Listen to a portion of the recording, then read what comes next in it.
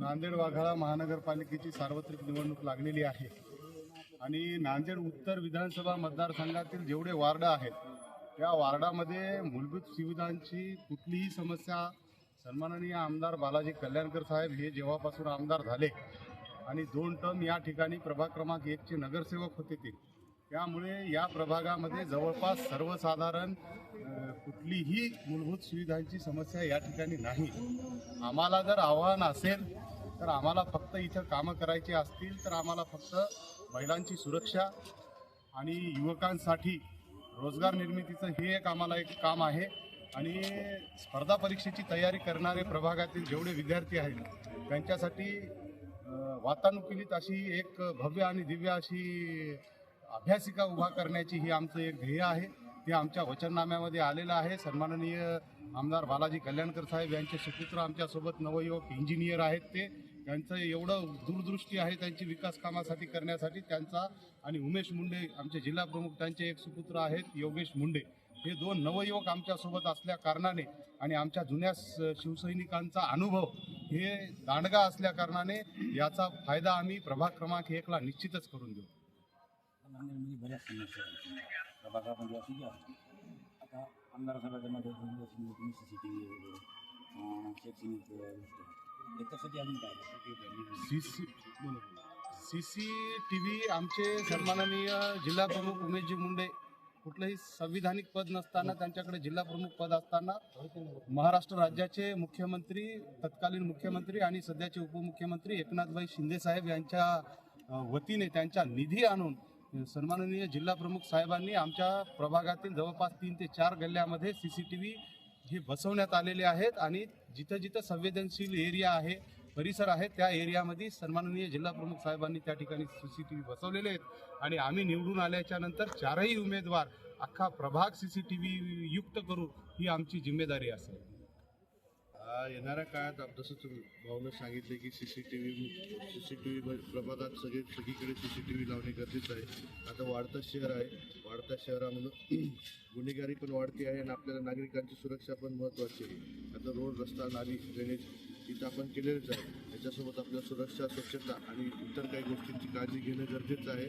तर आपण येणाऱ्या काळात साहेबाच्या माध्यमातून 100% पूर्ण प्रभागच नाही तर पूर्ण नांदेड उत्तर मतदारसंघात CCTV लावणार आहात आणि CCTV सोबत जी सुरक्षेच्या इतर काही गरजा असतील ते पण पुरेपूर करणार आहात। दुसरा विषय आहे स्वच्छतेचा, की नांदेडच्या भरपूर ठिकाणी स्वच्छताचं अजून ही आहे, तर त्या ठिकाणी आपण सगळ्यांच्या घराच्या बाहेर वेट आणि ड्राय वेस्ट आणि वेट वेस्ट याचे असे 2 डस्टबिन देणार आहात आणि सगळ्याच्या घराच्या बाहेर स्कॅनर देखील लावलेले आहेत, आता देखील लावलेले आहेत। आता काही तांत्रिक अडचणीवरती काही काम थांबलेलं आहे महापालिकेत। जो आम्ही चौघं आणि बाकी जी शिवसेनेचे उमेदवार महापालिकेत जाऊ तर त्या टाईमला आम्ही सगळ्यात पहिला मुद्दा हाच उचलू की ती काम काहून थांबलेलं आहे आणि त्या कामाला 100% मार्गी लावायचं काम आमचं राहील आणि आमदार साहेबाचं राहील। आणि येणाऱ्या काळात प्रभागात अजून भरपूर काही विषय आहेत, जसं अंगणवाडी आहे, एक मोहल्ला क्लिनिक म्हणून विषय आहे, जसं आपल्या साहेबाच्या माध्यमातून 100 खाटाचा दवाखाना तर आणलेलाच आहे, मात्र एक प्रभागापुरता एक मोहल्ला क्लिनिक आणायचं पण आमचं चालू आहे किंवा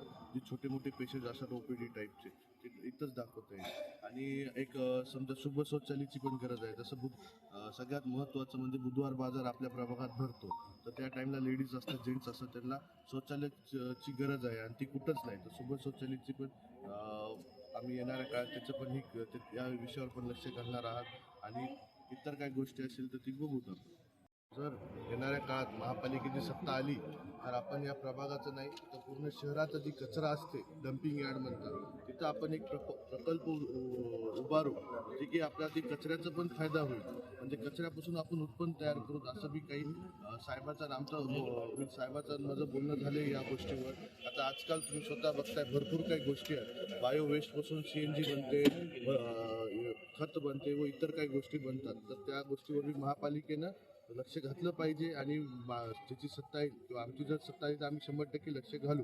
आता महापालिकेला त्यातून उत्पन्न होईल आणि ती उत्पन्न महापालिकेला इतर गोष्टी लावता येईल। आणि राहिला विषय याचा शिक्षण क्षेत्रातला, तर आपल्या प्रभागात आणि इतर प्रभागात महापालिकेच्या शाळा नाहीत, तर महापालिकेमध्ये ती पण एक महत्त्वाची गरज आहे की येणाऱ्या काळात महापालिकेच्या प्रभाग वाईज शाळा पण पाहिजे, जसं अंगणवाडी म्हणता आपण तसं।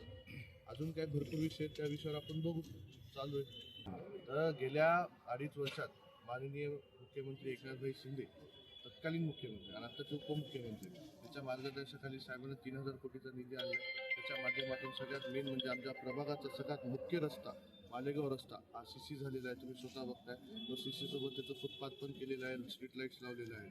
त्याच्यानंतर जी दुसरे कनेक्टिंग काही रोड्स असतील जसे शिव रोड आमच्या प्रभागाचा बॅक साईड म्हणू शकता किंवा बॅकबोन म्हणू शकता रस्त्याचं, ती पण रस्ता CC झालेला आहे. नंतर छत्रपती चौकातून प्रेमनगर जैन मंदिरला जोडणारा रस्ता हा पण झालेला आहे. आणि बाकी सगळे मुख्य रस्ते झालेले, ड्रेनेजचे पाईपलाईन झालेले आहेत, नळाच्या पाईपलाईन झालेल्या आहेत आणि बरेच विषय काय झाले आहेत. आणि इथं प्रभागाचे झाले तर मतदारसंघामध्ये 100 खाटाचा दवाखाना आणला आहे, अहिल्याबाई होळकरचा पुतळा आणला आहे, जिजाऊ सृष्टीसारखं कला सांस्कृतिक ही झालेलं आहे.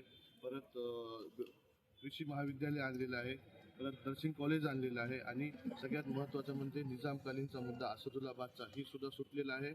आणि जी तरोडा खुर्द, तरोडा बुजुर्ग आणि सांगवी या प्रभागात चुकीचं आरक्षण टाकलं होतं, हा सुद्धा आरक्षण उठलेलं आहे. जे की सामान्य लोकांना ज्याच्या जमिनी आरक्षणाच्या खाली गेल्या आज ती भरपूर खुश आहेत. म्हणजे आज तरोडा बुजुर्ग, तरोडा खुर्द आणि सांगवी जी जमिनी ज्या आरक्षणच्या खाली गेल्या, जी अधिकृत आरक्षण टाकलं होतं समजा, तर ते आरक्षण सुद्धा साहेबाच्या माध्यमातूनच उठलेलं आहे. आणि इतर भरपूर मुख्य रस्ते जसे रेस्ट हाऊसचा रस्ता झाला आणि स्ट्रीट लाईट झाली किंवा असे भरपूर कामं, चैतन्यनगरचा मुख्य रस्ता झाला, हनुमानगडचं साहेबांना स्वतः एवढं मोठं काम तुम्ही स्वतः बघितलं असं हनुमानगडचं एवढं मोठं काम होत आहे. मंदिर आज जवळजवळ 25-30 वर्ष झालं मुख्य मंदिर आहे. हनुमानगड म्हणजे नांदेडातलं सगळ्यात फेमस आणि तीर्थक्षेत्रामध्ये एक सगळ्यात महत्त्वाचं मंदिर असल्यासारखं आहे. तर त्याचं किती मोठं काम होत आहे तुम्ही बघताय. शेड झालेलं आहे. आज जवळजवळ एक 5,000 लोकांचं तिथं लोकसंख्या एका जागी बसू शकते. म्हणजे एक साधारण माणसाचं लग्न होऊ शकते त्या शेडमध्ये, जी मंगल कार्यात जरा पत्रकार तिथं लग्न होऊ शकते. असे बरेच मंदिराला आपण स्वतः डेव्हलप केलेले आहे. आमच्या वाड्यात स्वामी समर्थ मंदिर बघा, अष्टविनायक मंदिर बघा, आता कृषी क्रांतीनगर आपण जिथं थांबलोय कृषी क्रांतीनगरमधलं मंदिर बघा, तिथं पेवर्स आणि सुशोभीकरणचं काम केलेलं आहे.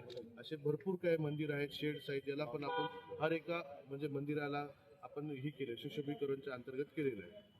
दुसरं एक आता नांदेडमध्ये सर्वात मोठी ट्रॅफिकची समस्या आहे. त्यासाठी आता साहेबांच्या ट्रॅफिकची समस्या आहे आम्हाला पण माहिती आहे. आता याच्यात उडान पूलचा प्रस्ताव साहेबांना टाकलेला होता, तर ती आता साहेबांनाच माहीत त्याचं काय झालं काय नाही, त्याचं उत्तर साहेबच देतील. स्वच्छतेचा विषय हा प्रभागातल्या बऱ्याच जागी आहे, कारण हे महापालिकेच्या व महापालिका कर्मचारी नगरसेवक यांनी मिळून स्वच्छतेचा प्रश्न काय तर आपल्या घरपर्यंत कचऱ्याची गाडी जाणं जरुरीची आहे. आणि कचऱ्याची गाडी जोपर्यंत घरपर्यंत जात नाही तोपर्यंत हा प्रश्न सोडवला जाणार नाही. आमचा प्रयत्न राहील, प्रयत्न म्हणजे आम्ही 100% करणारच की आज स्वच्छतेची गाडी प्रत्येक घरापर्यंत जर गेली तर हा कचरा ऑटोमॅटिकली नाही का घरातून कचरा हा विल्हेवाट होईल व आपल्या परिसरामध्ये कोणी ओपन प्लॉट ओपन स्पेसवर हा कचरा टाकला जाणार नाही. परिसर देखील स्वच्छ राहील व नियमितपणे आपल्या परिसरामध्ये झाडू करणाऱ्या बाया असतील, मुख्य रस्त्यावर धूळ आहे ती धूळला साफसफाई असेल स्वच्छता राखण्यासाठी आम्ही प्रयत्नशील राहू.